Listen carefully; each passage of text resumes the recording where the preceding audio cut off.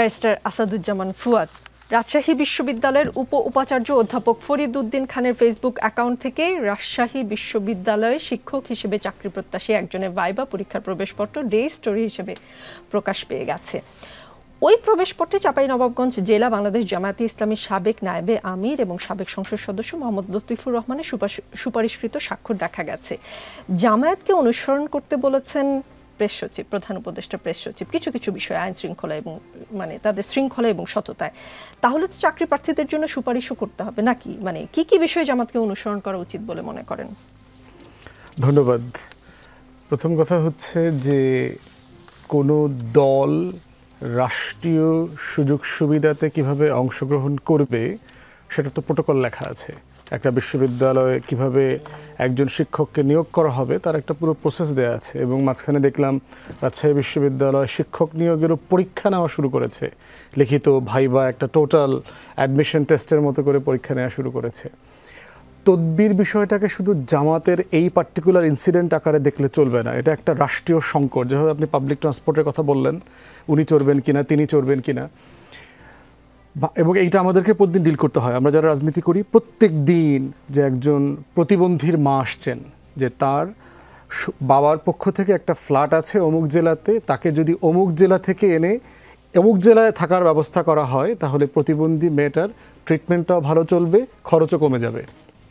Husband wife দুজন দুই জেলায় কাজ করে, দুই প্রান্তে, বাচ্চারা অ্যাফেক্টেড হচ্ছে। কেন এই প্রসেসগুলো ওয়ার্ক করছে না? এইটা তো একটা সমস্যা ধরেন।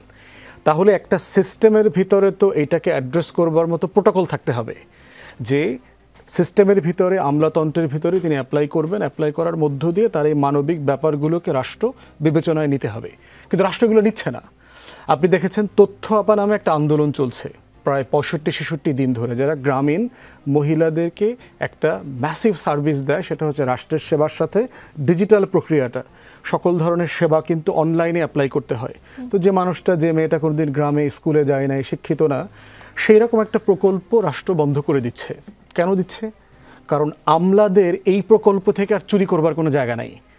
এটাকে বাতিল করে দিয়ে তারা একটা থার্ড ফেজ খুলতেছে 930 কোটি টাকার লুটপাটের প্রকল্প, এবং 2000 মেয়েকে কাছ থেকে বেকার করে দিয়ে আউটসোর্সিং কোম্পানি দিয়ে নতুন 2000 মেয়ে নেবে।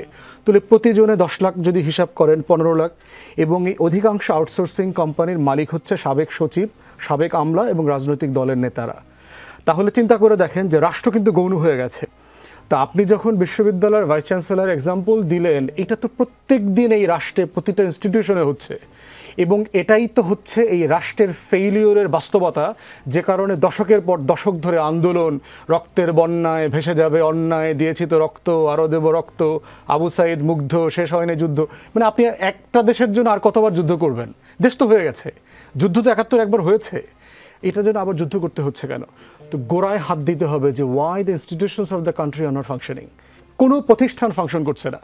এবং দেখেন, আমরা যারা ঐকমত্য কমিশনে লম্বা সময় গেলাম, আসলাম, আলোচনা করলাম, দুইটা বিষয় সিরিয়াসলি আলোচনার জন্য আমরা কমিশনকে বারবার তাগাদা দিয়েছি। তার ভিতরে একটা হচ্ছে আইন শৃঙ্খলা বাহিনীর সংস্কার, পার্টিকুলারলি পুলিশ, এবং সেকেন্ড হচ্ছে জনপ্রশাসন।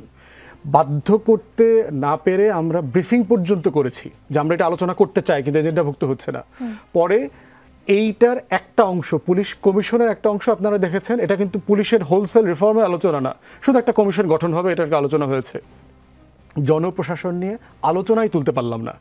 তাহলে রাষ্ট্র সংস্কারটা কাকে দিয়ে করাবে? দিন শেষে প্রত্যেকটা প্রজ্ঞাপনের জন্য আমলাদের কাছে যেতে হবে না? সেই আমলাদেরকে আমরা কোনোভাবে কাজের ব্যাপারে নিষ্ঠাবান করা, প্রফেশনাল করা, পেশাদার করবার ব্যাপারে চেষ্টা করে বাধ্য করতে পারছি না। সেখানে তারা 9টা 5টা ডিউটি করতে পারবে কি পারবে না, করতে হবে কিনা সেটা নিয়ে তারা আন্দোলন করছে। তো সেই জায়গাতে আপনার ভিসি বলেন, ওইখানে অ্যাপয়েন্টমেন্ট বলেন, ডিসি অ্যাপয়েন্টমেন্ট বলেন, পুলিশের ভিতরে এসপি, ডিআইজি কে হবে, প্রত্যেক আমলা মনে করে তার সচিব হওয়া উচিত ছিল, প্রত্যেক পুলিশ কর্মকর্তা মনে করে সে আইজি হওয়ার যোগ্য। তাহলে একটা রাষ্ট্রে আসলে কয়টা আইজি পদ আপনি তৈরি করবেন? প্রত্যেক আমলা মনে করছে তার পদটা ডাম্পিং পোস্ট, তাকে আসলে ওই পদে দিলে ইনসাফ হবে।